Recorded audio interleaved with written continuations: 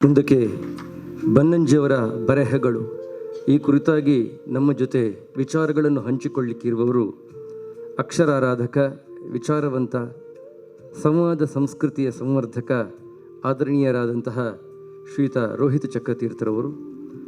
ಅವರ ಮಾತಿನಲ್ಲಿ ಯಾವಾಗಲೂ ಅಧ್ಯಯನದ ಗಾಂಭೀರ್ಯ ಇರ್ತದೆ, ಅನುಭವದ ಪ್ರಾಮಾಣಿಕತೆ ಇರುತ್ತದೆ, ಮನಸ್ಸನ್ನು ಮಂಥನಗೊಳಿಸುವಂತಹ ಮರ್ಮದರ್ಶನವಿರುತ್ತದೆ, ಪರಂಪರೆ ಮಾತಾಡುತ್ತದೆ. ಕೇವಲ ವಾಕ್ಯಗಳು ಹರಿದು ಹೋಗುವುದಲ್ಲ, ಅವರ ಜೊತೆ ವಿಚಾರ ಗಂಗೆಗಳು ಕೂಡ ಪ್ರವಹಿಸುತ್ತದೆ. ಅವರು ವಿಶ್ಲೇಷಿಸುವಾಗ ಕೇವಲ ಅಭಿಪ್ರಾಯ ಮೂಡುವುದಲ್ಲ, ಜ್ಞಾನ ಜ್ಯೋತಿ ಜ್ವಲಿಸ್ತದೆ. ಇಂದು ಅವರು ಪ್ರವೇಶಿಸುತ್ತಿರುವ ವಿಷಯ ಸಾಮಾನ್ಯ ಸಾಹಿತ್ಯ ವಿಷಯ ಅಲ್ಲ, ಅದು ಯುಗ ಋಷಿಯೊಬ್ಬರ ಅಕ್ಷರ ತಪಸ್ಸಿನ ಮಹಾಯಾತ್ರೆ. ಅದು ಪದ್ಮಶ್ರೀ ಡಾಕ್ಟರ್ ಬನ್ನಂಜೆ ಗೋವಿಂದಾಚಾರ್ಯರ ಅಕ್ಷರ ಬ್ರಹ್ಮದ ಮಹಾಪರ್ವ. ಬನ್ನಂಜಿಯವರ ಲೇಖನಿಯ ಪ್ರತಿಯೊಂದು ಅಕ್ಷರವು ವೇದ ಮಾತೆಯ ಉಸಿರು. ನಮ್ಮ ಉಚ್ಛ್ವಾಸ ನಿಶ್ವಾಸಗಳನ್ನು ಮತ್ತೆ ಅರಳಿಸುವುದಕ್ಕೆ, ಭಾವಭ್ರೂಣಗಳು ಅರಳುವುದಕ್ಕೆ ರೋಹಿತ್ ಚಕ್ರತೀರ್ಥರು ಬರ್ತಾ ಇದ್ದಾರೆ.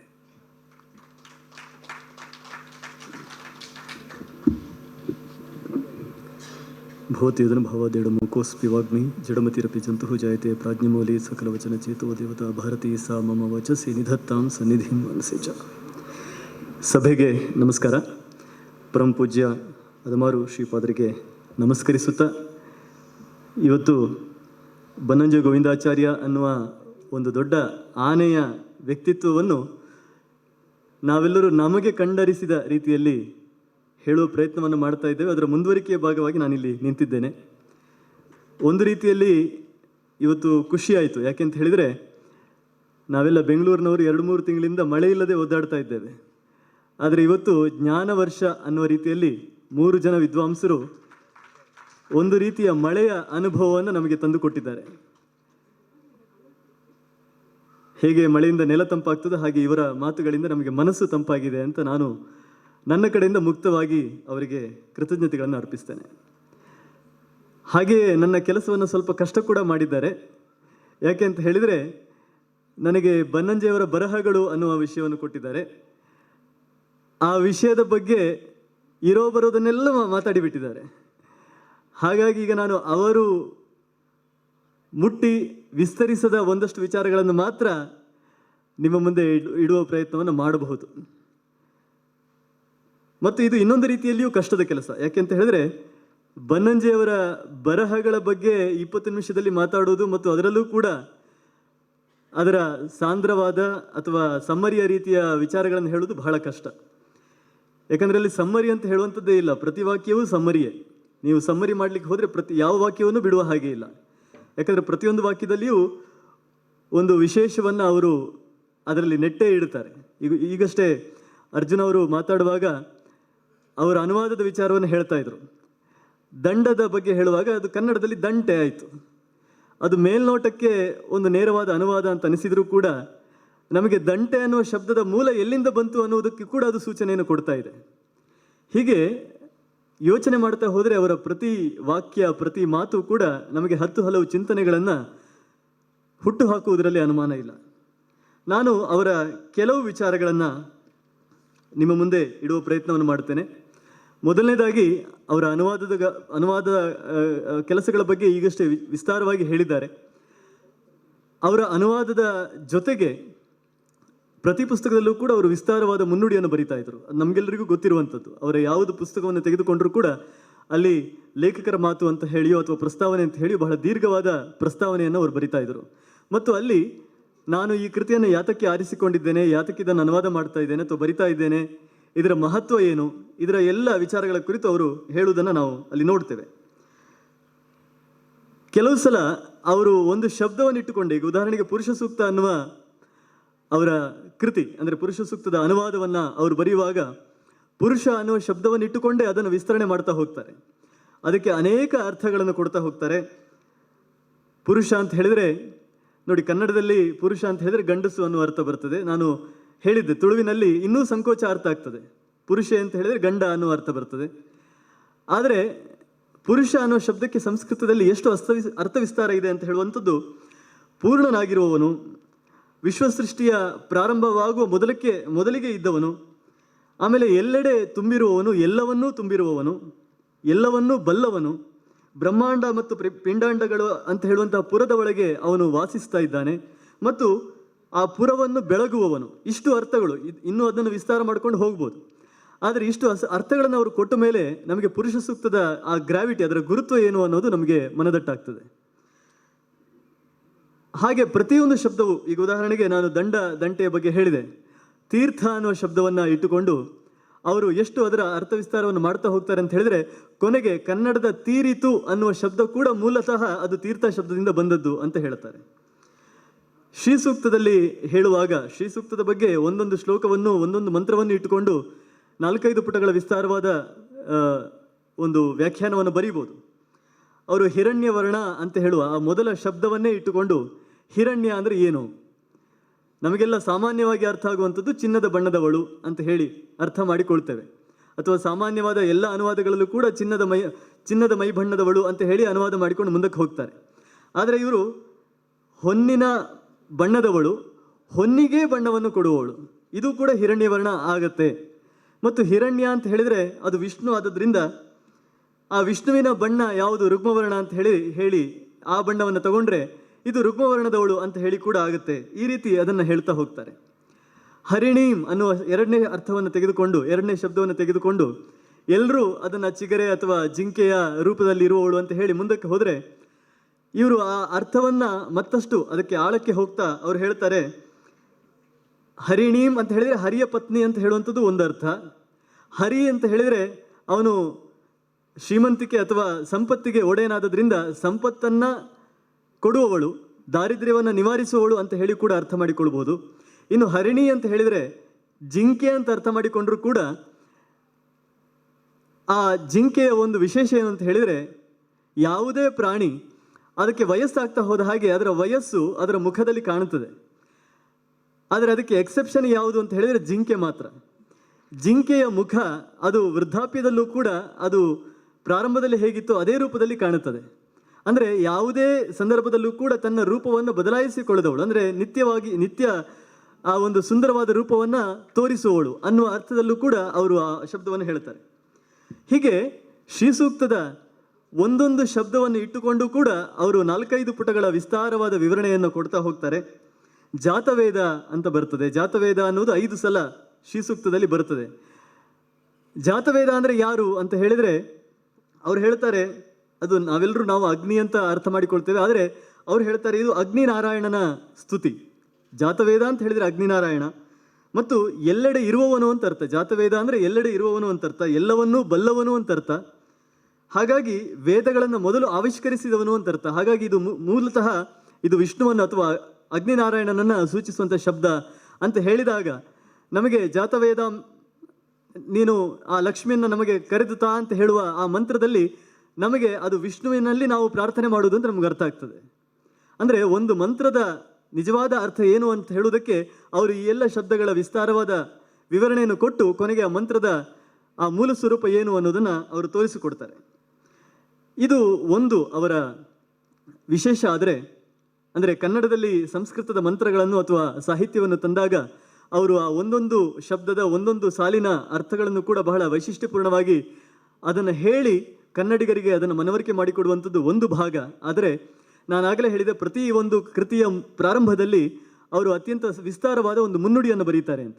ಆ ಮುನ್ನುಡಿಯಲ್ಲಿ ಅವರು ಸಣ್ಣ ಸಣ್ಣ ವಿಚಾರಗಳನ್ನು ಕೂಡ ಎಷ್ಟು ಗಂಭೀರವಾಗಿ ತೆಗೆದುಕೊಳ್ತಾರೆ ಅಂತ ಹೇಳೋದಕ್ಕೆ ಇದೇ ಶ್ರೀ ಸೂಕ್ತದ ಒಂದು ಮಂತ್ರದ ಬಗ್ಗೆ ಅವರು ಹೇಳುವ ಮಾತುಗಳನ್ನು ನಾವು ಕೇಳಬೇಕು. ಇದವರ ಕೃತಿಯ ಪ್ರಾರಂಭದಲ್ಲಿ ಬರುವಂಥದ್ದು.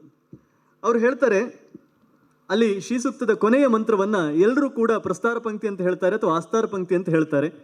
ಇದು ಪ್ರಸ್ತಾರ ಪಂಕ್ತಿಯೋ ಆಸ್ತಾರ ಪಂಕ್ತಿಯೋ ಅಂತ ಹೇಳಿ ಆ ಛಂದಸ್ಸಿನ ವಿವೇಚನೆಗೆ ಅವರು ಇಳಿತಾರೆ. ಅಲ್ಲಿ ಅವರು ಹೇಳ್ತಾರೆ, ಇದರಲ್ಲಿ ಈ ಮಂತ್ರದಲ್ಲಿರುವುದು 38 ಅಕ್ಷರಗಳು.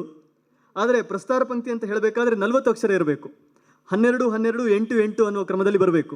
ಅಥವಾ ಆಸ್ತಾರ ಪಂಕ್ತಿ ಅಂತ ಹೇಳಿದರೆ ಅದರ ಉಲ್ಟ 8, 8, 12, 12 ಅನ್ನುವ ಕ್ರಮದಲ್ಲಿ ಬರಬೇಕು. ಇದು ಅಕ್ಷರ ಛಂದಸ್ಸಿನ ವಿಚಾರ. ಆದರೆ ಇಲ್ಲಿ ಆ ರೀತಿಯ ಕ್ರಮ ಇಲ್ಲ. 12, 12, 8, 8 ಅಂತ ಹೇಳುವ ಕ್ರಮವೂ ಇಲ್ಲ. 8, 8, 12, 12 ಅಂತ ಹೇಳುವ ಕ್ರಮವೂ ಇಲ್ಲ. ಇಲ್ಲಿ ಯಾವ ರೀತಿ ಇದೆ ಅಂತ ಹೇಳಿದರೆ ಮೊದಲ 2 ಸಾಲುಗಳು ಅದು 9, 8 ಅಕ್ಷರಗಳು ಇದ್ದಾವೆ. ಆಮೇಲೆ ಮುಂದಿನ 2 ಸಾಲುಗಳಲ್ಲಿ 21 ಅಕ್ಷರಗಳು ಬರುತ್ತವೆ. ಅದು 10, 11 ಅನ್ನುವ ಕ್ರಮದಲ್ಲಿ ಬರುತ್ತದೆ. ಹಾಗಾಗಿ ಇದು ಪ್ರಸ್ತಾರ ಪಂಕ್ತಿಯೋ ಆಸ್ತಾರ ಪಂಕ್ತಿಯೋ ಅನ್ನುವ ಒಂದು ದೀರ್ಘವಾದ ಚರ್ಚೆಯನ್ನು ಮಾಡ್ತಾರೆ. ನಾನು ಅದನ್ನು ಸಂಕ್ಷಿಪ್ತವಾಗಿ ಇಲ್ಲಿ ಹೇಳ್ತಾ ಇದ್ದೇನೆ.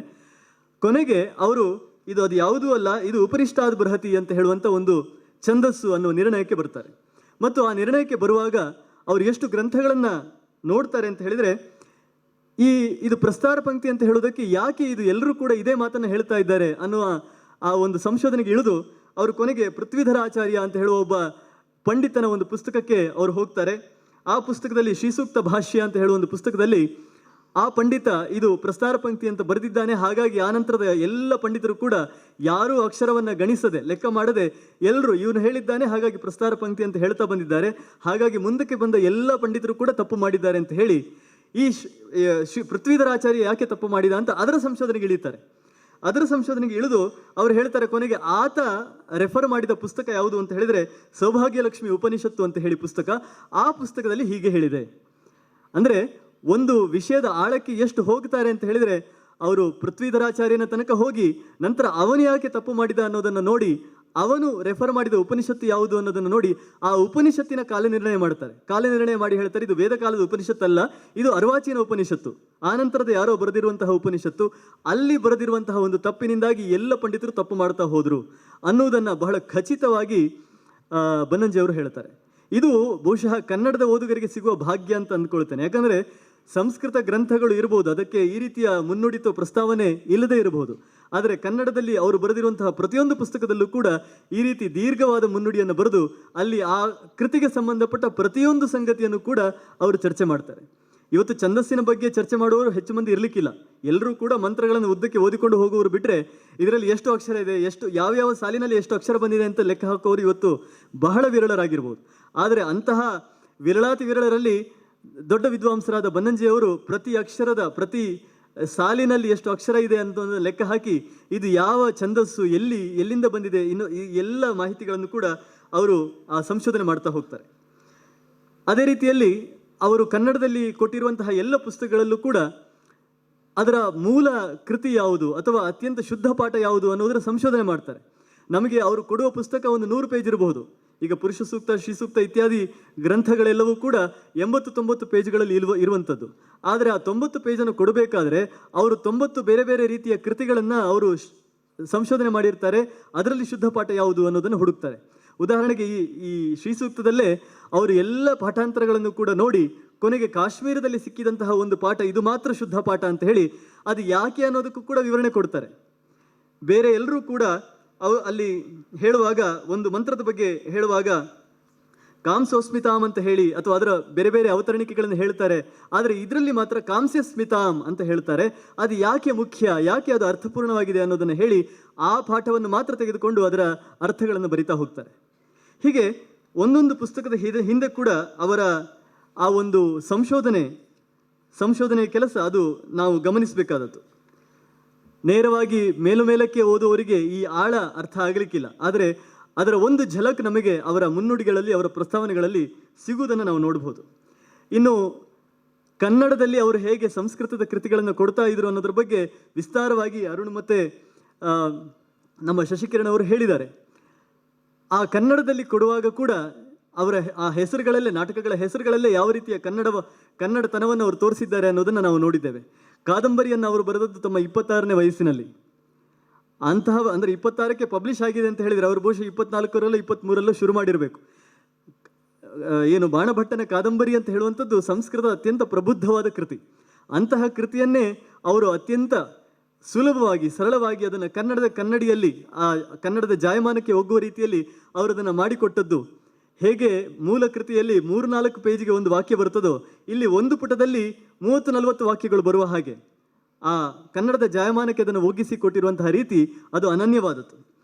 ಅಲ್ಲಿ ಅವರು ಶುಕನಾಸನ ಉಪದೇಶ ಅಂತ ಹೇಳುವ ಒಂದು ಭಾಗ ಮೂಲ ಕಾದಂಬರಿಯಲ್ಲೂ ಕೂಡ ಅತ್ಯಂತ ಪ್ರಸಿದ್ಧವಾದ ಪ್ರಬುದ್ಧವಾದ ಭಾಗ, ಅದನ್ನು ಅವರು ಕನ್ನಡದಲ್ಲಿ ಕೊಟ್ಟದ್ದನ್ನು ಇವತ್ತು ಕನ್ನಡವನ್ನು ಅಧ್ಯಯನ ಮಾಡ್ತಿರುವಂತಹ ಎಲ್ಲ ಶಾಲಾ ಮಕ್ಕಳು ಕೂಡ ಓದ್ತಾ ಇದ್ದಾರೆ ಅಂತ ಹೇಳುವಂಥದ್ದು ನಮಗೆಲ್ಲರಿಗೂ ಕೂಡ ಒಂದು ಅಭಿಮಾನದ ಸಂಗತಿ. ಯಾಕೆಂದರೆ ಅವರು ಆ ಪಾಠವನ್ನು ಓದುವ ಮೂಲಕ ಬಾಣಭಟ್ಟನ ಕಾದಂಬರಿಯನ್ನು, ಒಟ್ಟು ಸಂಸ್ಕೃತ ಸಾಹಿತ್ಯದ ಘನತೆಯನ್ನು ಮತ್ತು ಅದನ್ನು ಕನ್ನಡದಲ್ಲಿ ಎಷ್ಟು ಚೆನ್ನಾಗಿ ಕೊಡಬಹುದು ಅನ್ನೋದರ ಒಂದು ಒಳ್ಳೆಯ ಮಾದರಿಯನ್ನು ನೋಡುವುದರ ಜೊತೆಗೆ ಶುಕನಾಸ ಕೊಡುವಂತಹ ಅತ್ಯಂತ ಒಳ್ಳೆಯ ಉಪದೇಶವನ್ನು ಕೂಡ ತಮ್ಮದಾಗಿಸಿಕೊಡ್ತಾ ಇದ್ದಾರೆ ಅನ್ನೋದು ಬಹಳ ಒಂದು ನಮಗೆ ಸಂತೋಷ ಮತ್ತು ನೆಮ್ಮದಿ ಕೊಡುವಂತಹ ಒಂದು ವಿಚಾರ. ಅವರ ಕನ್ನಡ ಹೇಗಿದೆ ಅನ್ನೋದನ್ನು ನಾನು ವಿವರಿಸುವುದರ ಬದಲು ಸುಮ್ಮನೆ ಓದಿ ಬಿಡ್ತೇನೆ. ಅವರ ಮೃಚ್ಛಕಟಿಕ ಆವೆ ಮಣ್ಣಿನ ಆಟದ ಬಂಡಿ ಅಂತ ಹೇಳುವಂಥ ಒಂದು ನಾಟಕದಲ್ಲಿ, ಪ್ರಕರಣದಲ್ಲಿ ಯಾವ ರೀತಿಯಲ್ಲಿ ಅವರು ಕನ್ನಡವನ್ನು ದುಡಿಸಿಕೊಳ್ತಾರೆ ಅಂತ ಹೇಳೋದಕ್ಕೆ, ಅಲ್ಲಿ ವಿದೂಷಕ ಅವನು ಬಂದು ವಸಂತ ಸೇನೆಯ ಮನೆಯನ್ನು ನೋಡ್ತಾನೆ. ವಸಂತ ಸೇನೆಯ ಮನೆ ಬಹಳ ದೊಡ್ಡ ಮನೆ, ಒಂದು ಬಂಗಲೆ ರೀತಿಯಲ್ಲಿರುವಂತಹ ಮನೆ, ಅಲ್ಲಿ ಬೇರೆ ಬೇರೆ ಆವರಣಗಳಿದ್ದಾವೆ. ಅದನ್ನು ನೋಡ್ತಾ ನೋಡ್ತಾ ನೋಡ್ತಾ ಅವನಿಗೆ ಎಷ್ಟು ಖುಷಿ ಆಗ್ತದೆ ಅಂತ ಹೇಳಿ ಅವನ ಮಾತುಗಳಲ್ಲಿ ಹೇಳ್ತಾ ಹೋಗ್ತಾನೆ. ಓಹೋಹೋ, ಏನಾಶ್ಚರ್ಯವಯ್ಯ, ಇಲ್ಲಿ ಈ 4ನೇ ಆವರಣದಲ್ಲಿ ಹುಡುಗಿಯರ ಕೈಯಿಂದ ಬಾರಿಸಿಕೊಂಡ ಮೃದಂಗಗಳು ಮೋಡಗಳಂತೆ ಗಂಭೀರವಾಗಿ ಗುಡುಗುತ್ತಿವೆ. ನೋಡಿ, ಅಲ್ಲಿ ಒಂದೊಂದು ಉಪಮೆ ಕೂಡ ವಿಚಿತ್ರವಾದ ಉಪಮೆಗಳು. ನಾವು ಜನಸಾಮಾನ್ಯರು ಬಳಸದೇ ಇರುವಂತಹ ಅನೇಕ ಉಪಮೆಗಳನ್ನು ಶೂದ್ರಕ ಬರೀತಾನೆ, ಅದನ್ನು ಅದೇ ರೀತಿಯಲ್ಲಿ ಕನ್ನಡಕ್ಕೆ ತರ್ತಾರೆ. ಪುಣ್ಯ ಕಳೆದುಕೊಂಡ ತಾರಕೆಗಳು ಮುಗಿಲಿನಿಂದ ಬೀಳುವಂತೆ ತಾಳದ ಸದ್ದು ಕಿವಿಗೆ ಬೀಳುತ್ತಿದೆ. ತುಂಬಿಯ ಝೇಂಕಾರದಂತೆ ಇಂಪಾದ ಕೊಳಲ ನುಡಿ ಕೇಳಿಸುತ್ತಿದೆ. ಪ್ರೇಮ ಕಲಹಕ್ಕೆ ನಿಂತ ನಲ್ಲೆಯ ಹಾಗೆ ಈ ವೀಣೆಯನ್ನು ತೊಡೆಯ ಮೇಲಿರಿಸಿಕೊಂಡು ಬೆರಳಾಡಿಸುತ್ತಿದ್ದಾರೆ ಇಲ್ಲಿಯ ಇವರು. ಕೆಲವು ವೇಶ್ಯೆಯರ ಹುಡುಗಿಯರು ಭೃಂಗಗಳಂತೆ ಗುಮ್ ಗುಮ್ ಎಂದು ಬಲು ಇಂಪಾಗಿ ಹಾಡುತ್ತಾ ನಾಟ್ಯದ ತರಬೇತಿ ಪಡೆಯುತ್ತಿದ್ದಾರೆ. ಶೃಂಗಾರದ ಬಗೆ ಬಗೆಯ ಭಾವಾಭಿನಯದ ಭಂಗಿ ಕಲಿಯುತ್ತಿದ್ದಾರೆ. ಇಲ್ಲಿ ಕಿಟಕಿಯಲ್ಲಿ ಬಗ್ಗಿಸಿಟ್ಟ ನೀರ ಕೊಡಗಳು ಹಾಗೆಯೇ ಗಾಳಿ ಕುಡಿಯುತ್ತಿವೆ. ಅಂದರೆ ಈ ಒಂದೊಂದು ಸಾಲುಗಳನ್ನು ಓದ್ತಾ ನಮಗೆ ಆ ಚಿತ್ರಣ ನಮ್ಮ ಕಣ್ಣಿಗೆ ಬರಬೇಕು, ನಮ್ಮ ಮನಸ್ಸಿಗೆ ಬರಬೇಕು. ಆ ರೀತಿಯಲ್ಲಿ ಅವರು ಬರಿತಾ ಹೋಗ್ತಾರೆ. ಇನ್ನು ಅವನು ಇನ್ನೊಂದು ಆವರಣವನ್ನು ನೋಡ್ತಾನೆ. ಅದನ್ನು ನೋಡಿ ಹೇಳ್ತಾನೆ, ಆಹಾಹಾ ಓಹೋಹೋ ಹಿ ಹಿ ಹಿ. ಇಲ್ಲಿಯೂ 5ನೇ ಆವರಣದಲ್ಲಿ ಬಡವರ ನಾಲಿಗೆಯಲ್ಲಿ ನೀರೂರಿಸುವ ಇಂಗು ಎಣ್ಣೆಯ ಒಗ್ಗರಣೆಯ ವಾಸನೆ ಮೂಗಿಗೆ ಹೊಡೆಯುತ್ತಿದೆ. ನೋಡಿ, ಒಗ್ಗರಣೆ ಕೂಡ ಬಂತು. ಬಾಣಭಟ್ಟನ ಕಾಶ್ಮೀರದಲ್ಲಿದ್ದಂತಹ ಬಾಣಭಟ್ಟನ ಕಾದಂಬರಿಯಲ್ಲಿ ನಮ್ಮ ಕರ್ನಾಟಕದ ಒಗ್ಗರಣೆ ಕೂಡ ಬಂತು. ಬಗೆ ಬಗೆಯ ಪರಿಮಳ ಸೂಸುವ ಹೊಗೆ ದುಃಖಿತನ ನಿಟ್ಟುಸಿರಿನಂತೆ ಅಡುಗೆ ಮನೆಯ ಬಾಗಿಲಿನಿಂದ ಹೊರಹೊಮ್ಮುತ್ತಿದೆ. ನೋಡಿ, ಎಂತಹ ಉಪಮೆ. ಒಬ್ಬ ದುಃಖಿತನ ನಿಟ್ಟುಸಿರಿನ ಹಾಗೆ ಈ ಅಡುಗೆ ಮನೆಯಿಂದ ಬರ್ತಾ ಇರುವಂಥ ಹೊಗೆ ಕಿಟಕಿಯ ಮೂಲಕ ಹೊರಗೆ ಬರ್ತಾ ಇದೆ ಅಂತ ಹೇಳಿ. ಆಮೇಲೆ ಒಳಗೆ ಅಣಿಯಾಗುತ್ತಿರುವ ಬಗೆ ಬಗೆಯ ತಿಂಡಿ ತಿನಿಸುಗಳ ಕಂಪು ನನಗೆ ಹುಚ್ಚು ಹಿಡಿಸುತ್ತಿದೆ. ಓ, ಇಲ್ಲಿ ಈ ಮಾಂಸದ ಹುಡುಗ ಕೊಂದ ಪ್ರಾಣಿಯ ಹೊಟ್ಟೆಯ ಪೇಶಿಯನ್ನು ಹಳೆಯ ಬಟ್ಟೆಯ ಚಿಂದಿಯಂತೆ ನೀರಿನಲ್ಲಿ ತೊಳೆಯುತ್ತಿದ್ದಾನೆ. ನೋಡಿ, ಆ ಕಣ್ಣಿಗೆ ಕಟ್ಟುವಂತಹ ಚಿತ್ರಣ. ಆಮೇಲೆ ಅಡಿಗೆಯವ ಬಗೆ ಬಗೆಯ ಶಾಖಪಾಕಗಳನ್ನು ಸಿದ್ಧಪಡಿಸುತ್ತಿದ್ದಾನೆ. ಮೋದಕಗಳು ತಯಾರಾಗುತ್ತಿವೆ. ಅಪ್ಪ ಎಣ್ಣೆಯಲ್ಲಿ ಬೇಯುತ್ತಿದೆ. ಇದು ಕರಾವಳಿಯ ಭಾಗದಲ್ಲಿ ಇದ್ದವರಿಗೆ ಅಪ್ಪ ಅಂದರೆ ತಂದೆ ಅಲ್ಲ ಅಂತ ಗೊತ್ತಾಗ್ತದೆ. ಅಪ್ಪ ಇಲ್ಲಾದರೆ ಅದು ಬಹಳ ವಿಚಿತ್ರವಾದ ಅರ್ಥವನ್ನು ಕೊಡ್ತದೆ. ಅಪ್ಪ ಎಣ್ಣೆಯಲ್ಲಿ ಬೇಯುತ್ತಿದೆ. ಆಮೇಲೆ ಈಗ ಯಾರಾದರೂ ನನ್ನ ಬಳಿ ಬಂದು ಅಡಿಗೆ ಸಿದ್ಧವಾಗಿದೆ, ಊಟಕ್ಕೆ ಬಾ ಎಂದು ಕಾಲು ತೊಳೆಯಲಿಕ್ಕೆ ನೀರು ಕೊಟ್ಟಿದ್ದರೆ ಆಗ್ತಿತ್ತು ಅಂತ.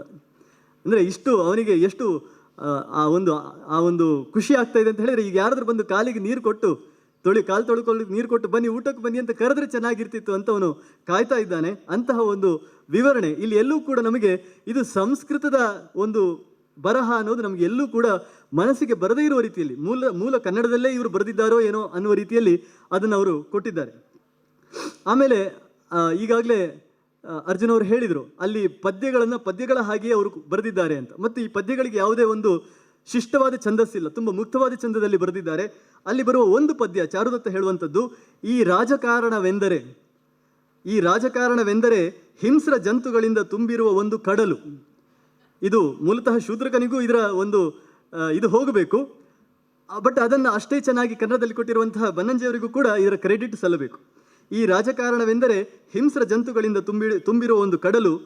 ಕಾನೂನಿನ ಕಂತೆಯಲ್ಲಿ, ನ್ಯಾಯಾನ್ಯಾಯದ ಚಿಂತೆಯಲ್ಲಿ ಮುಳುಗಿದ ಮಂತ್ರಿಗಳೇ ಇದರ ಉಪ್ಪು ನೀರು. ಆಮೇಲೆ ರಾಜದೂತರೇ ಇದರ ತೆರೆಗಳು, ಚಿಪ್ಪುಗಳು. ಸುತ್ತ ಸುಳಿವ ಗೂಢಚರರೇ ಮೊಸಳೆ ಹೆಮ್ಮೀನುಗಳು. ನೋಡಿ, ಇಲ್ಲಿ ಕನ್ನಡದ ಶಬ್ದಗಳು ಹೇಗೆ ಬಳಕೆ ಆಗಿದ್ದಾವೆ ಅನ್ನೋದನ್ನು ಗಮನಿಸಿ. ಇದರೊಡನೆ ತುಂಬ ಆನೆ ಕುದುರೆಗಳೆಂಬ ಹಿಂಸ್ರ ಜಂತುಗಳು, ಬಗೆ ಬಗೆಯ ವಾದಿ ಪ್ರತಿವಾದಿಗಳು, ಸುತ್ತ ಗಿಡಿದಿರುವ ಮೀಂಬುಲಿಗ ಹಕ್ಕಿಗಳು. ಎಷ್ಟು ಸುಂದರವಾದ ಕನ್ನಡ ಪದ. ಆಮೇಲೆ ಶ್ರೇಷ್ಠಿ ಕಾಯಸ್ಥರೆ ಹರಿಯುವ ಹಾವುಗಳಿಲ್ಲಿ, ಕಾನೂನು ಕಟ್ಟಲೆಗಳೇ ಈ ಕಡಲ ತಡಿಗಳು. ನೋಡಿ, ಇದು ಕೂಡ ನಮಗೆ ಮೂಲತಃ ಕನ್ನಡದಲ್ಲೇ ಯಾರೋ ಒಂದು ಪದ್ಯವನ್ನು ಬರೆದಿದ್ದಾರೋ ಏನೋ ಅನ್ನುವ ರೀತಿಯಲ್ಲಿ ಅವರು ಸಂಸ್ಕೃತದ ಆ ಸಾಲುಗಳನ್ನು ಕನ್ನಡಕ್ಕೆ ತರ್ತಾರೆ.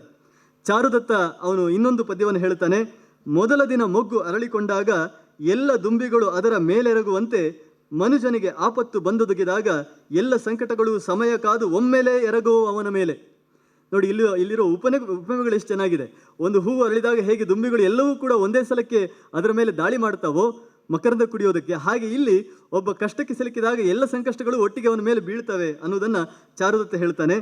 ಆಮೇಲೆ ಕಷ್ಟವಯ್ಯ ಕಷ್ಟ, ಕುಜದೋಷದಿಂದಾಗಿ ಮೊದಲೇ ದುರ್ಬಲವಾದ ಗುರುವಿಗೆ ಪಕ್ಕದಲ್ಲೇ ಇನ್ನೊಂದು ಧೂಮಕೇತು ಕೂಡ ಮೂಡಿ ಕಾಡಿದರೆ ಹೇಗೋ ಹಾಗೆ. ಆ ಗುರುವಿಗೆ ಕುಜದಶೆಯಿಂದಾಗಿ ಅವನು ದುರ್ಬಲನಾಗಿದ್ದಾನೆ, ಅದರ ಜೊತೆ ಒಂದು ಪಕ್ಕದಲ್ಲಿ ಧೂಮಕೇತು ಕೂಡ ಕಾಣಿಸಿಕೊಂಡಿದೆ. ಹಾಗಾದರೆ ಎಷ್ಟು ಕಷ್ಟ ಇರ್ಬೋದು, ಅಂತಹ ಕಷ್ಟ ನನಗೆ ಬಂದಿದೆ ಅನ್ನೋದನ್ನು ಇಲ್ಲಿ ಆ ಒಬ್ಬ ವ್ಯಕ್ತಿ ಚಾರುದತ್ತ ಅವನು ನ್ಯಾಯಾಲಯದಲ್ಲಿ ಹೇಳುವಂಥದ್ದು. ಈ ರೀತಿ ಅವರು ಪ್ರತಿಯೊಂದು ಸಾಲುಗಳಲ್ಲೂ ಕೂಡ ಆ ಕನ್ನಡದ ಛಾಯೆ ಬರುವ ಹಾಗೆ, ಕನ್ನಡದ ಒಂದು ಜಾಯಮಾನ ಬರುವ ಹಾಗೆ ಅವರು ಅನುವಾದಗಳನ್ನು ಮಾಡ್ತಾರೆ. ನಂತರ ಅವರ ಇನ್ನೊಂದು ಬಹಳ ಮುಖ್ಯವಾದ ಅಂಶವನ್ನು ನಾನು ಹೇಳಬೇಕು. ಎಷ್ಟೇ ವಿಸ್ತಾರವಾದ ವಿಚಾರ ಇದ್ರೂ ಕೂಡ ಅದನ್ನು ಬಹಳ ಸಂಕ್ಷಿಪ್ತವಾಗಿ, ಇದು ಬಹುಶಃ ಮಧ್ವಾಚಾರ್ಯರಿಂದ ಅವರಿಗೆ ಬಂದಂತಹ ಬಳುವಳಿ ಅಂತ ಕಾಣುತ್ತದೆ. ಎಷ್ಟೇ ವಿಸ್ತಾರವಾದ ಸಂಗತಿಯನ್ನು ಕೂಡ ಬಹಳ ಸಂಕ್ಷಿಪ್ತವಾಗಿ ಹೇಳುವ ಕಲೆ. ಉದಾಹರಣೆಗೆ ಅವರ ದಾಸಾಂಜಲಿ ಅನ್ನೋ ಒಂದು ಕೃತಿ, ಅದು ಪೇಜಾವರ ವಿಶ್ವೇಶತೀರ್ಥರು 50 ವರ್ಷ ಆದಾಗ ಅವರ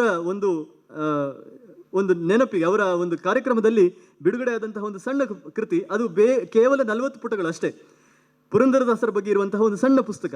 ಅದರಲ್ಲಿ ಬರೀ 2 ಪುಟಗಳಲ್ಲಿ ಅವರು ಒಂದು ರವೀಂದ್ರನಾಥ ಟಾಗೋರ್ ಅವರ ಕಥೆಯನ್ನು ತರ್ತಾರೆ, ಆಮೇಲೆ ಜೀಸಸ್ ಹೇಳಿದಂಥ ಒಂದು ಮಾತನ್ನು ತರ್ತಾರೆ, ಭಾಗವತದ ಒಂದು ಪ್ರಸಂಗವನ್ನು ತರ್ತಾರೆ, ಕುಂತಿಯ ಅವಳ ಒಂದು ವ್ಯಕ್ತಿತ್ವದ ವಿಶ್ಲೇಷಣೆಯನ್ನು ತರ್ತಾರೆ, ಹಾಗೆಯೇ ಭಗವದ್ಗೀತೆಯಲ್ಲಿ ಕೃಷ್ಣ ಹೇಳುವಂಥ ಮಾತುಗಳನ್ನು ತರ್ತಾರೆ. ಬರೀ 2 ಪುಟಗಳಲ್ಲಿ ಇಷ್ಟೂ ವಿಷಯಗಳನ್ನು ತಂದು ಸಂಗ್ರಹ ಮಾಡಿ, ಮತ್ತು ಇದು ಕೇವಲ ಜ್ಞಾನದ ಪ್ರದರ್ಶನ ಅಲ್ಲ, ಪಾಂಡಿತ್ಯದ ಪ್ರದರ್ಶನ ಅಲ್ಲ, ಅಲ್ಲಿ ಇರುವಂತಹ ವಿಷಯಕ್ಕೆ ಪೂರಕವಾದಂತಹ ಎಲ್ಲ ವಿಚಾರಗಳನ್ನು ಹೇಳ್ತಾ ಹೋಗ್ತಾರೆ.